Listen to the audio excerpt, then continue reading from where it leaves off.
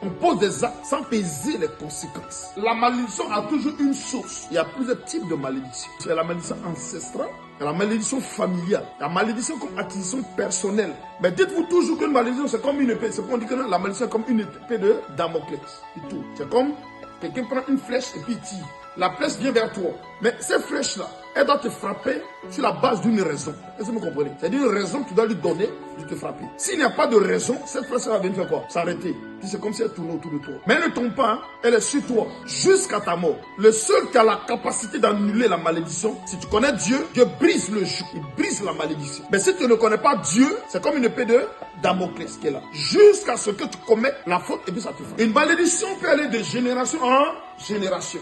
À cause d'un acte qu'un grand-père quelque part a posé. C'est pourquoi bien dit non, faites attention à ce que vous faites. Parce que ce que tu fais aujourd'hui, même si tu n'as pas conscience ou bien tu ne veux pas prendre conscience, les actes qu'on pose vont suivre nos enfants. Selon l'un des outils les plus efficaces pour pécher, c'est la bouche. Vous me comprenez? La bouche nous fait pécher beaucoup. C'est pourquoi il dit parler peu. Comment annuler ces paroles? D'abord, tu as besoin d'être juste dans ta vie. Pourquoi est-ce que Dieu voudrait que nous vivions juste? Parce que tes parents, hier, tu n'as pas connu leur vie. Et des actes graves qu'ils ont pu poser. Ou des propos graves qu'ils ont pu tenir. Toi, commence à bien vivre. Bien vivre, c'est quoi? En observant les lois, les principes, les ordonnances et les commandements de Dieu. Ça, c'est la première des choses que tu vas faire. La seconde chose, tu vas réclamer de la part de Dieu la dissociation de la personne, de tes parents et de ta personne. De par la vie que toi tu mènes maintenant et de leur vie qu'ils ont menée. Mais sur la base de quoi? De cette parole. Il faut te dissocier. C'est sans amusement. J'ai vu des personnes, quand ils ont commencé à se dissocier, leurs parents sont morts. Soit la mère meurt, mais le père meurt. Amen, amen. Je sais pas si vous me suivez. C'est une question de vie et d'existence. Est-ce que vous me comprenez? Des fois, si tu ne te dissocies pas bien, que tu joues avec, tu triches dedans, c'est toujours là. C'est-à-dire, tu donnes accès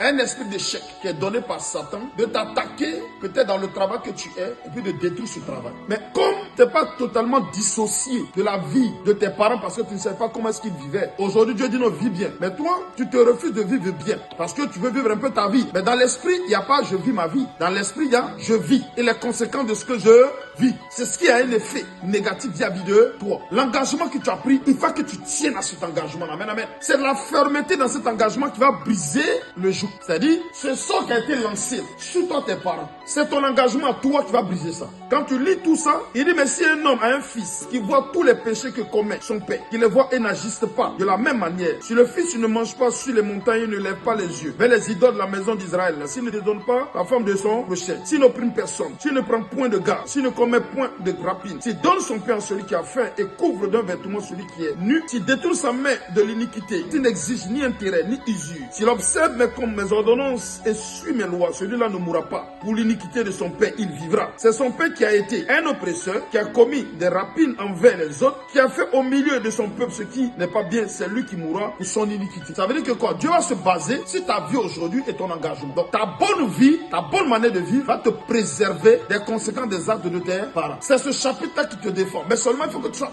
ferme et très engagé dans ce que tu es, dans ce que tu fais. Une des choses que de fois on oublie dans ce qui peut nous arriver, c'est la patience que Satan peut avoir par rapport aux conséquences des actes qui peuvent nous atteindre. La Bible déclare que Satan est méchant. Et dans cette méchanceté, deux fois tu penses que la situation va t'arriver à toi. Non, il va laisser que la situation arrive à ton enfant. Mais ça ne va pas arriver à ton enfant au moment où peut-être même que tu as de la force pour le défendre. Mais la situation arrive à ton enfant au moment où tu n'as point de force pour faire quoi? Pour défendre cet enfant. Amen, amen. Parce qu'en ce moment, tu ne peux pas le défendre. Tu es impuissant et tu as un double mal. Parce que à la fois tu as un mal dans ton cœur. Parce que tu te rends compte que c'est à cause de toi que cette chose arrive à l'enfant. Et devant, mais tu peux dire non, mais pourquoi le mal ne m'arrive pas à moi? Mais c'est pas toi qui l'intéresse, mais c'est l'enfant pour que tu aies doublement mal. Gardons-nous et vivons bien. Alléluia.